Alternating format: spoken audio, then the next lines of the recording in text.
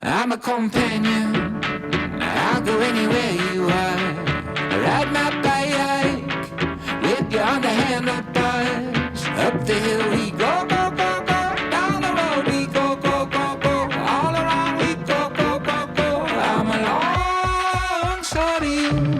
It's halfway through 2023 and it's been a great year with tech, right? And especially now if you fly drones. Now there are tons of different reasons why drone photography and videography may interest you. Maybe you're a professional, maybe you're a hobbyist, and because your needs differ, so will the type of drone that you need. And it can be incredibly daunting to pick one, especially with the exclusive DJI lineup we're working with today. There are still so many options. Today is all about my opinion, essentially, in what kind of drone is going to be best for you. Now, I'm not going to necessarily recommend la creme de la creme. I'm not going to make you spend all of your money on the best drone. I'm going to be realistic here, and we're going to pick the drone for you that we feel best suits your needs. Now, spending more money doesn't necessarily mean that these drones are going to be easier to operate. For the most part, they all fly pretty much the same. But when you are increasing price, you're getting more bang for your buck in terms of quality and features. Now, all of that being said, today we're focusing on DJI drones because, in my opinion, they are top professional quality. They're going to give you the best results. They are super user-friendly. They're easy to fly, they're easy to learn, and they're also equipped with excellent safety features just to give you that little bit more confidence when you are flying.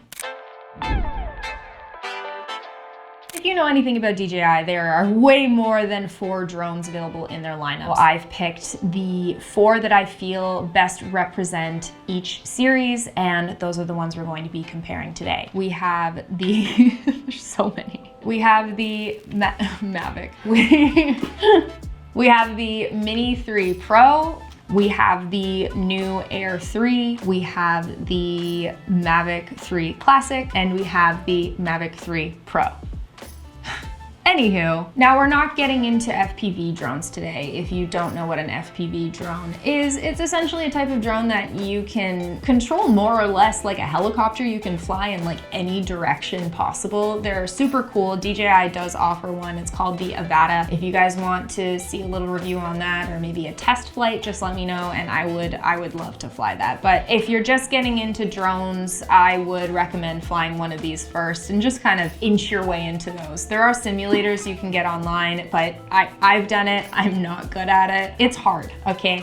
It's not for today. If you're getting a drone, I recommend investing in something that is high quality, and that's why I've selected the DJI drones that we have here with us, because there is a certain standard to what they're putting out. All of these shoot 4K footage, all of these have at least 30 minutes of flying time, they all have gimbal stabilization, they all have obstacle avoidance, and they all have return to home if you lose signal. By investing that little bit more money, you are ensuring yourself that you're getting a quality drone that shoots great footage, takes great photos, is easy to fly, is durable, is lightweight. They are really the best in the game. Now, the sections we're going to be comparing will be practicals, so that's your size, the cost, and weight of each drone. We have the flight performance, so that includes transmission signal, the motors, sensors, battery, and flight time, and finally the overall video and photo quality. Now let's get started with this small but mighty series, my friends, because it's not the size that matters, it's how you use it. So we've got the Mini 3 Pro. It starts at $419 USD, super approachable price point. It's kind of for the everyday, on the go, I want a drone to carry with me hiking, the average human who wants to take some great quality photo and video, doesn't want something too heavy, doesn't want to spend a lot of money. You can rely on this guy. It's adorable. It is ultra light at 249 grams, so that allows you to kind of scoot under a lot of the flight restrictions in many countries if you want to bring this traveling. Depending on the size of your coat, you could fit this in your pocket. And there is something to say about that. So I traveled to Whistler this past weekend for a Red Bull Joyride, and I wasn't sure if I was gonna be able to drone there. Long story short, I actually wasn't, but I threw this in my bag just in case. It was kind of a no-brainer because it was so small to fit in my camera bag. It's incredibly lightweight. It's that like, oh, I might need to film something, and there isn't really a big risk in taking this. It's not really a big ask to pack this in your camera bag. And so that is why I love this, and I'm really excited to be keeping this in my arsenal for moments like that. It features an extended flight time of 47 minutes with Intelligent Flight Battery Plus, detailed rich 4K HDR video with its 1/1.3-inch CMOS sensor, and it's got fun features like true vertical shooting for social media optimized shots. Now, because of this, you can shoot for your TikToks or Reels without having to worry about any loss of quality. Unfortunately, it doesn't shoot D-Log, but it does shoot D-Cine-like, which sits somewhere between D-Log and normal footage. So that's pretty much all you need for this type of thing. The max flight distance is 18 kilometers with Intelligent Flight Battery, and then 25 kilometers with Intelligent Flight Battery Plus. Your max wind speed resistance is 10.7 meters per second, and unfortunately, it has no internal storage. Now, the Mini 3 Pro does offer some additional features to the Mini 3, like obstacle avoidance. Unlike some of the more expensive and advanced models, this guy doesn't have the omnidirectional binocular vision system. It's top, bottom, left, right, front, back. It's still pretty good. It also features Active Track, which I think is really exciting for something this size and this price point. So if you want to follow your car, you want to follow yourself, and you're just one person and you need to film yourself doing something, which is kind of the MO with this type of drone, then you can do that. It also still has time lapse and master shots, so it's well worth the extra money to upgrade to this Pro from the Mini 3. And now I'm gonna drill into your head once again that the best camera you have is the one on you. Even investing in a small drone, if you don't have the finances to upgrade to one of these other models we're gonna talk about a little bit later, another benefit is that because it's smaller, it's more discreet. You don't attract as much of a crowd. Yes, having a small drone is still worthwhile. So let's talk about the photo and video quality. The camera has a 24mm lens. It has a fixed aperture of f1.7. It's got a 1/1.3-inch CMOS sensor. Video, it shoots up to 4K at 60 frames per second with slow motion at 120 frames per second at 1080p. Now for photo, you can shoot single shot at 12 and 48 megapixels, and your burst shooting is at 12 megapixels. Who is this drone for? It's for someone investing in their first drone. It's someone who wants to experiment a little bit. It's for someone who doesn't already have a drone in their kit, or maybe someone who just wants a lighter weight option, and maybe you have one of these more advanced drones and you just want something light to be able to carry around with you. The video quality is good with this. The photo quality is good. It does fly for quite a while, but something you do have to be cautious of when you're picking up a drone that's this small and this lightweight is that it's small and lightweight. So it's going to get blown around a lot in the wind, and when I was flying this in Iceland, I was a little worried at times that it could blow away. When I was hovering above some flowers or close to the ground where there was a lot of wind, I could really see it kind of wavering and shaking a little bit, and you could tell in the video. Although it's really powerful, these guys do have stronger motors. You are going to be a little bit limited in terms of where you can fly this due to the weather conditions. Now, the drone that everyone wants to hear about right now, we have the DJI Air 3. I am really excited about this. So excited, in fact, that we already have another video all about this drone. In that video, we talk a little bit more about the new RC2 controller, and we talk about some of the new features with the batteries. So if you want more detail on that, we're not gonna get into too much of the nitty-gritty with this guy. Go watch that video. It's linked in the cards, but let's give you an overview. Now, the new DJI Air 3 might just be the perfect drone. It's hard to say that. Is there a perfect drone?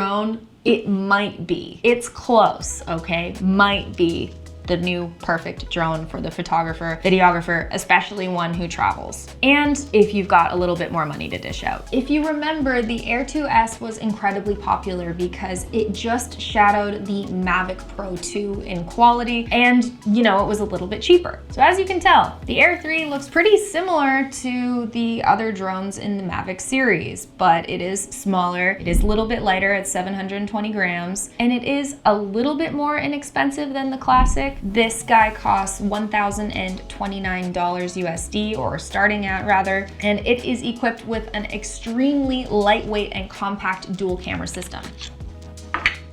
Yeah, you can see right there. Look how cute it is. And we've got a max flight time of 46 minutes, which is slightly longer than even the Mavic 3 Pro. The Air 3's max flight distance is 32 kilometers. Its new video transmission system, O4, has more antennas than the rest of the drones that currently only support O3+. The new video transmission is only supported by the RC2 and N2 controllers, meaning that there's better connection and range when flying. Now, the max wind resistance is 12 meters per second, and it has 8 gigabytes of internal storage. And with the Air 3, we have omnidirectional obstacle sensing. That, and combined with APIS 5.0, you've got great protection and safety features to not crash your drone, and that's what everyone wants at the end of the day, isn't it? It's got all of your standard intelligent flight features like master shots, quick shots, cruise control, waypoint finding, so that'll help beginner users quickly be able to attain some really professional looking and otherwise unattainable shots. Now let's talk about the photo and video quality. In addition to the 24mm f1.7 wide angle camera and lens, you've got a 70mm f2.8 medium tele camera that's been added that the Mavic 3 Pro has. So that's an absolutely incredible addition to this drone that is obviously, from an optics perspective,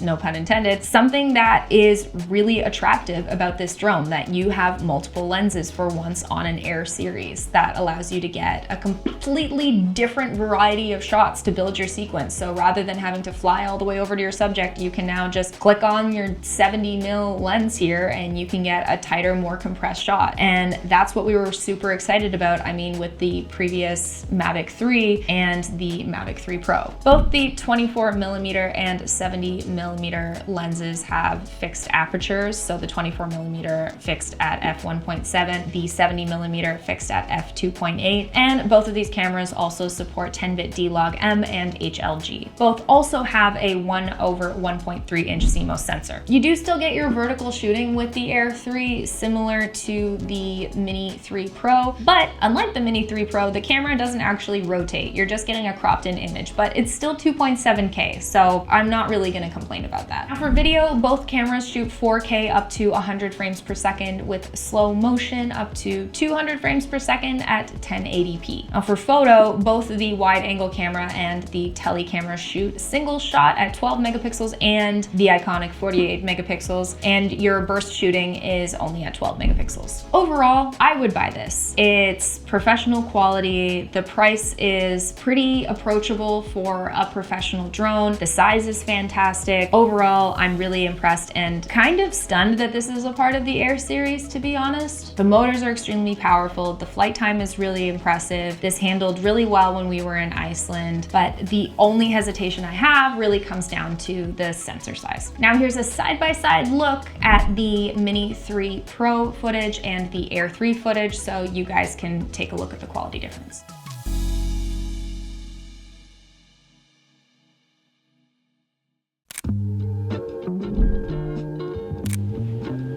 And then we have the Mavic 3 Classic and the Mavic 3 Pro. So these are both the upscale, cinematic, professional quality drones. I mean, DJI actually technically does have a couple more that are even more upscale, but we're talking about the compact ones that you can still easily bring with you hiking to a volcano, for example. Let's talk about price. So the Mavic 3 Classic starts at $1,449 USD, and then the Mavic 3 Pro starts at $2,049 if you will. The Classic comes in weighing at 895 grams, and the Pro comes in at 958 grams. So not a massive difference in terms of weight. They look pretty similar. Again, the main difference here being Uno lens, 3 lens. That's the difference.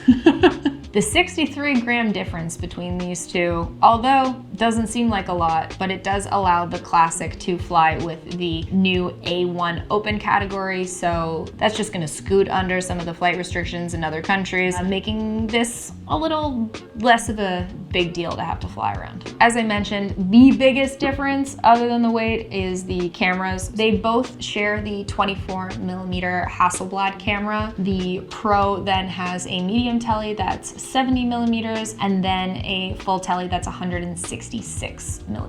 And you get that for only another $600, which in the grand scheme of things, when you're paying this much for a drone, I don't think is that much more to just get that little bit of extra flexibility in terms of shooting. Not even flexibility, being able to shoot completely different styles of shots, get more compression for only $600 more when you're already spending $2,000. I would say maybe just spend $600 more, but you live your best life. So let's talk about the flight performance. The Mavic 3 Classic has 46 minutes of flight time versus the Mavic 3 Pro at 43 minutes. Both drones shoot 10-bit D-Log, M, and HLG. Flight distance for the Mavic 3 Classic is 30 kilometers and the Mavic 3 Pro is 28 kilometers. If we're gonna backtrack a little bit and talk about the flight time, distance, and overall motor strength of these drones, the Air is still comparable, and that's where the Mini 3 Pro suffers. If you want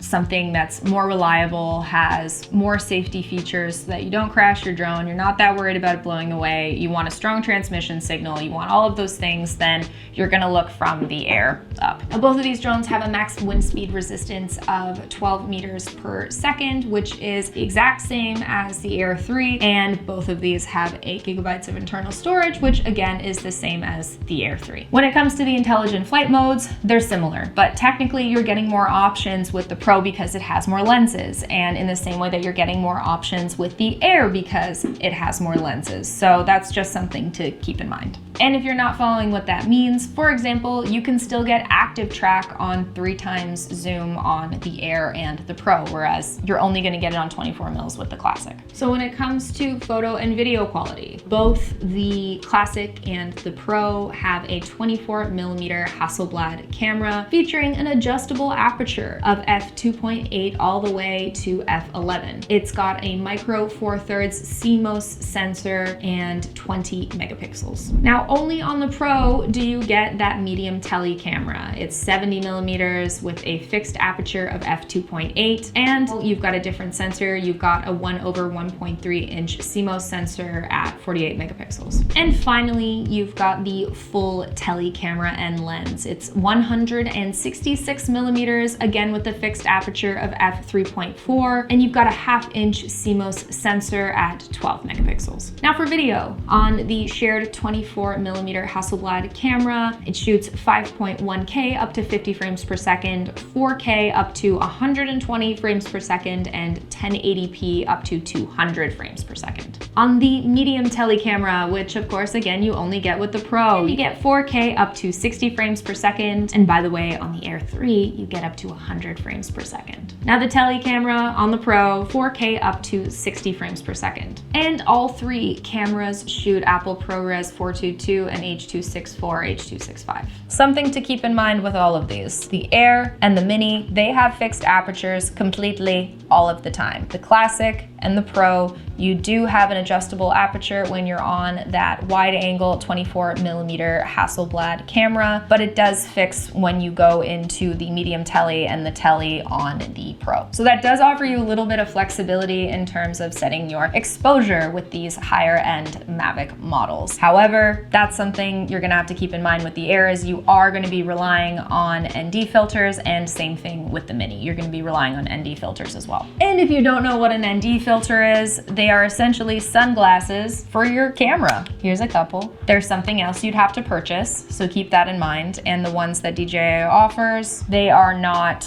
the cheapest add-on. I think each pack is around a couple $100. Something else to consider when you're comparing the Mavics to the Air is the sensor size. The sensor size has a huge impact on the quality of your image, and you're getting a micro 4/3 sensor with that 24mm Hasselblad camera, camera with both Mavics, and you're only getting the 1/1.3 inch sensor with the Air. You can tell. We'll show some footage side by side so you can see the difference too. It doesn't mean that the Air footage is crap quality. It's just that this is obviously going to be better. If you're still incredibly confused about everything I've said and you really just want to see all the specs written out side by side, then we've made a chart that you guys can download. It'll be linked in the description box below, and you can see everything that we've talked about, all the numbers, all the specs, all of the things laid out side by side to make your life that much easier. By the way, it's free. Now, when you go up the ladder of drones, you're obviously getting better quality. You're getting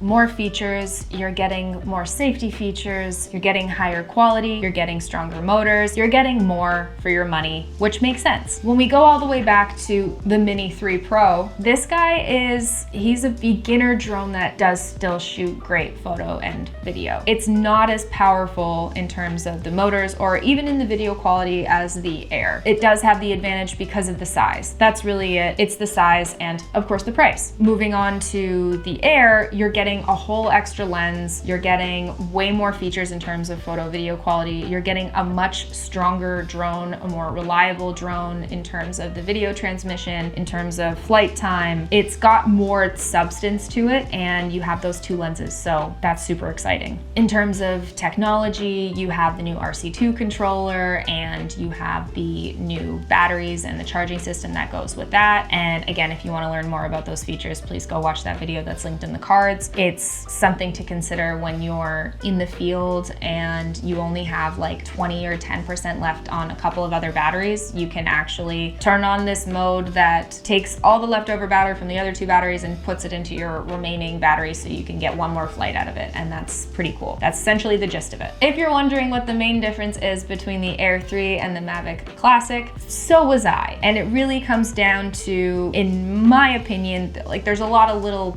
teeny things here and there, but the big ones, Air has two lenses. Classic does not. Classic has a larger sensor. Air has a smaller sensor. What matters to you? What's important? Classic's also a little bit bigger. Classic also doesn't have the new RC2 controller. Classic also doesn't have the new battery system. The differences are quite small, and that's what's going to be unique to your own needs as a pilot or as a photographer or videographer in that scenario. And the Air is technically $400 cheaper. So what am I reaching for? The Mavic 3 Pro is always gonna have my heart because it gives me the most options in terms of shooting high quality footage. I get tons of compression with the telephoto lenses, and I'm getting powerful motors, I'm getting omnidirectional binocular vision systems, I'm getting a strong transmission signal, I'm getting lots of flight time, I'm getting a lot with this, and my priority is to get high quality footage. With that said, I'm getting the highest quality footage with that micro 4/3 Hasselblad sensor. However, your needs might be different, in which case, if you don't have a drone yet, you are a photographer or videographer, you want something really high quality, you travel a lot, the Air 3 I think is a fantastic option. I could totally see myself picking this up and traveling with it. I do have the luxury of having multiple drones, so I can see myself truly using all of these in different scenarios. This was really impressive for me because of like the batteries, the RC controller, the two lenses. I could go on and on. It's a fantastic option. And in testing all of these, I actually got a new appreciation for the Mini 3 Pro. It wasn't something I ever really looked at or considered, but it's actually fantastic for the size. It's so cute, it's lightweight, it feels like an actual toy. And the fact that I can just throw this in my pocket when I'm going hiking or something and then like take a quick little flight, that's pretty cool. I hope you enjoyed that footage of our trip to Iceland. That was incredibly impromptu, and we decided to go on that trip like only a couple days before and had to hike 10 kilometers there and back, so 20 kilometers in total to get this footage for you and carry all of these on our back. It wasn't hard at all. So I really hope you liked that footage. I really hope you enjoyed this comparison. It took a lot of research. It was very hard on my brain to retain all of the different pieces of information, and you got the highest level summary of all of it. We didn't go into too much detail, but we gave you just enough detail to make an informed decision. Again, you can get that spec comparison sheet in the description box below. And if you like this video, please give it a like down below, subscribe if you're not already, and hit the notification bell to get notified for all future videos. And I will see you guys in the next one.